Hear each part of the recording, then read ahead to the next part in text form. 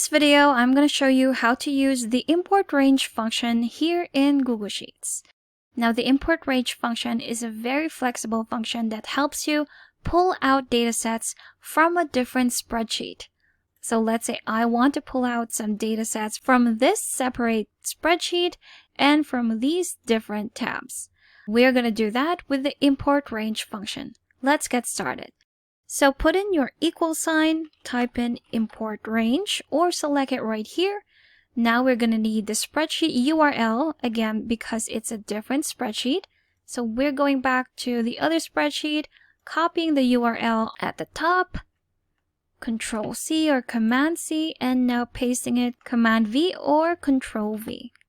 And there we have it. Now don't forget to put these in quotations, because these are texts and not a formula.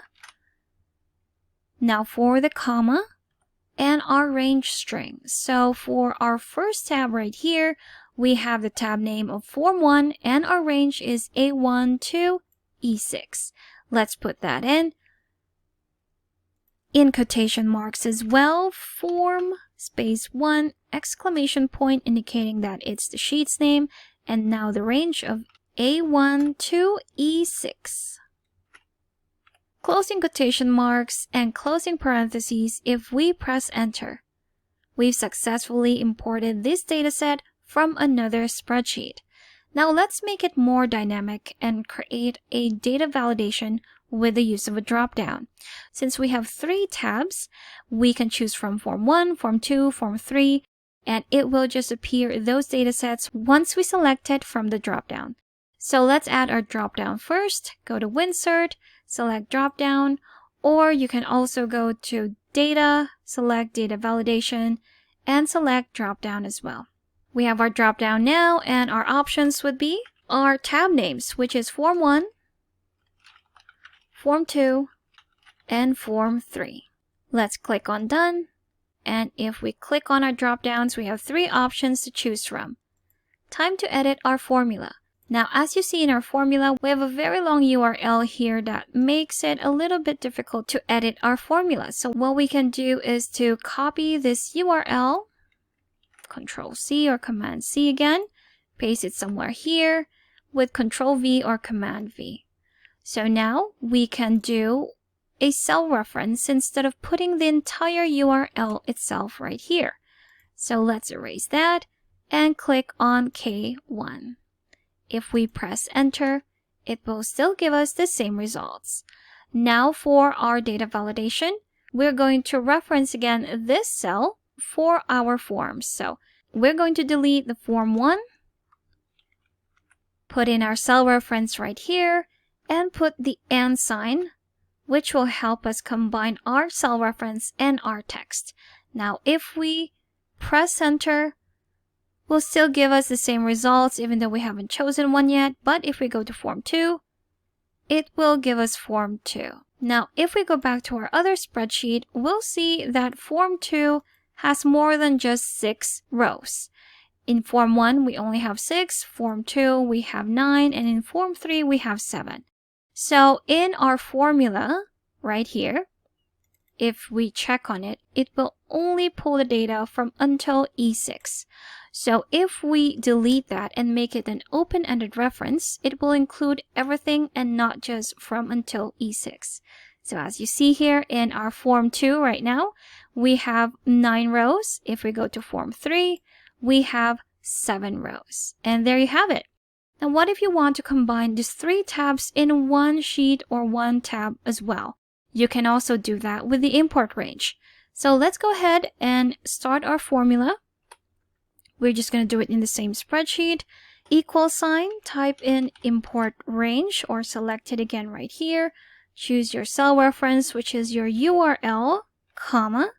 And now we're going to manually type again our range string. So that's quotation, form, space 1, exclamation point, A1 until E6. Closing quotations and press enter. And we have done the same thing, but this time what we want to do is to combine all the 3 tabs together in this one spreadsheet.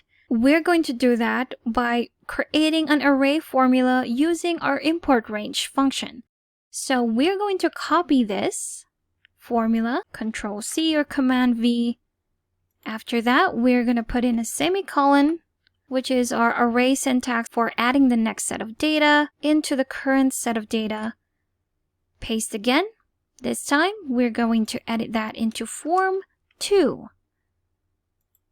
At the end, another semicolon and paste again, editing our form name to form 3. Now, before we press enter, we're going to put in our curly brackets at the beginning and at the end because again, we are creating an array with our import range function. So if we press enter, we have pulled all the data sets from the 3 tabs in this one spreadsheet. But as you notice, we have the headers repeated. And again, form 3 doesn't end with just the 6th row. It goes on to the 7th, and the same with our form 2. It goes until row 9. So we're going to do that by making the end an open-ended reference. So we're going to remove this 6 from our end range. And to remove the headers, we're not going to start with A1, instead A2 for form 2. Turn that into A2. And in form 3, A1 to A2 again. If you press enter, now we have pulled our data, but this time we have included everything, also the empty cells. So if we go down, you'll see that our next data sets are all the way down here, separated by the hundreds of empty cells also selected in our array. Now, if we go back, we can definitely fix this with a query function. So we're going to do that and add our query function at the beginning. Query, open parentheses. Now let's go to the end, comma, and put in our query. So our query will be the same as what we did in combining all of our data sets from different tabs in a previous video, where we put in quotation marks, select everything, which is our asterisk, where column 1 is not null. Closing quotation marks and closing parentheses. If we press enter, now we have everything, not including our headers, but if we do have any updates in our tabs, any of our tabs from our separate spreadsheet, it will be included in our dataset right here. And there you have it. That's how to use the import range function here in Google Sheets. Thanks for watching. If you found this video helpful, do leave a like and subscribe for more helpful videos. See you on the next one.